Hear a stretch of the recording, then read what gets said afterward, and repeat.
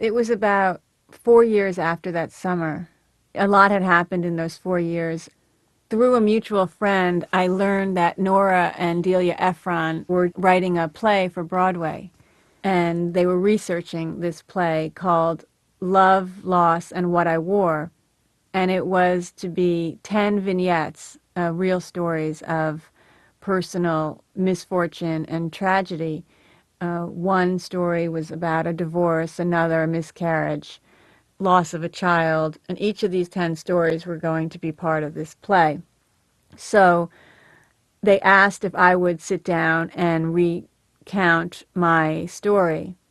And I knew them because we had mutual friends, so I trusted them as much as I trust anybody, and I agreed to meet with Delia. So we met at a small coffee shop on St. Mark's Place, and I remember going into the coffee shop early because I was very nervous and ordering coffee, which of course made me very anxious. And I had never talked about any of this part of my life, my friendship with Carolyn, my relationship with Anthony, and anything that happened that summer. So I thought it would be a short conversation, and we ended up talking for about 3 hours. And I told her things that I had never told anybody. I walked away from that meeting, and I felt really good for the first time in a long time, for days. I didn't really associate it right away with the telling of the story, but it soon became clear that it was that if I ever was going to move forward, that I had to get this story out of my head. So I sort of tucked that information away for like 6 or 8 months, remembering how well I felt that day after I told Delia about that summer and what they all meant to me. About 8 months later, my sister-in-law and I went to a small island off the coast of Canada, Sea Salt Island.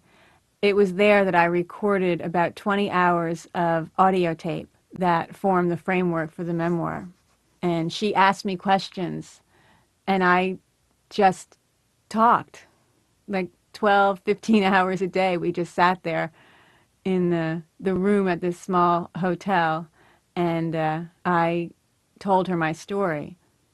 I was really happy. I was really glad because I was so worried that I was going to lose those memories and I couldn't face losing them again.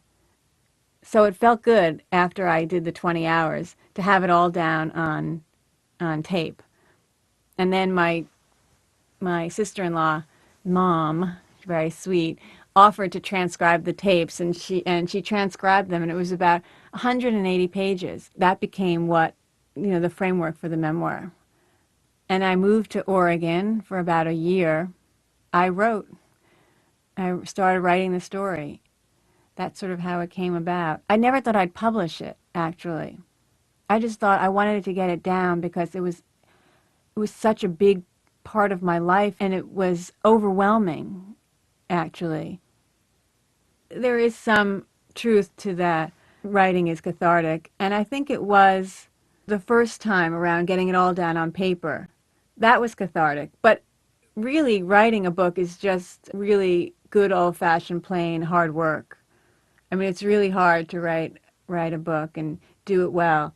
So, and I had started this 4 years after that summer, so I think I had processed a lot and integrated a lot of what had happened.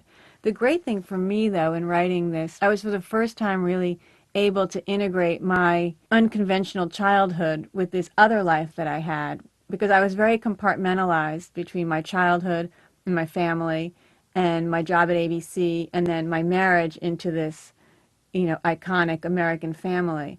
And it was the first time I looked at it all as whole one life. I think I was very lucky to be able to have done this.